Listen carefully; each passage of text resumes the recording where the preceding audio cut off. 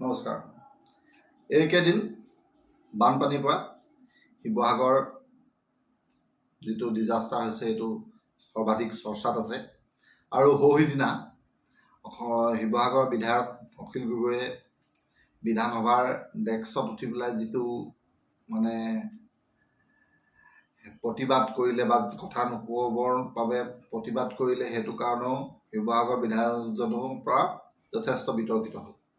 যি কি নহওক, শিৱসাগৰ বিধায়ক অখিল গগৈ বিতৰ্কত সদায় থাকেই, কিন্তু অখিল গগৈক যোৱা কিছুদিনৰ পৰা এটা ব্যতিক্ৰমী বা জনপ্ৰতিনিধি হিচাপত ব্যতিক্ৰমী ৰূপত দেখা গৈছে। তেখেতে বহুত অঞ্চল ঘূৰি ফুৰিছে, নিজৰ সমষ্টিত যিমান ৰাইজৰ ওচৰলৈ যাব লাগে তেনেকুৱা ভিডিঅ' বহুত প্ৰচাৰিত হৈছে।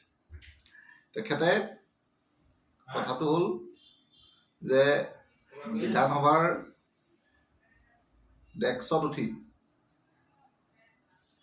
সেইদিনাখন 2 মিনিট কথা ক'বলৈ নিদিয়াৰ বাবে প্ৰতিবাদ সাব্যস্ত কৰিলে আৰু বিধানসভাৰ পৰা নিলম্বিত হ'ল। আৰু তাৰপিছতে বিধানসভাৰ অধ্যক্ষ ৰঞ্জিত কুমাৰ দাস ডাঙৰীয়াই সেই ভিডিঅ'টো ৰিলিজ কৰিলে।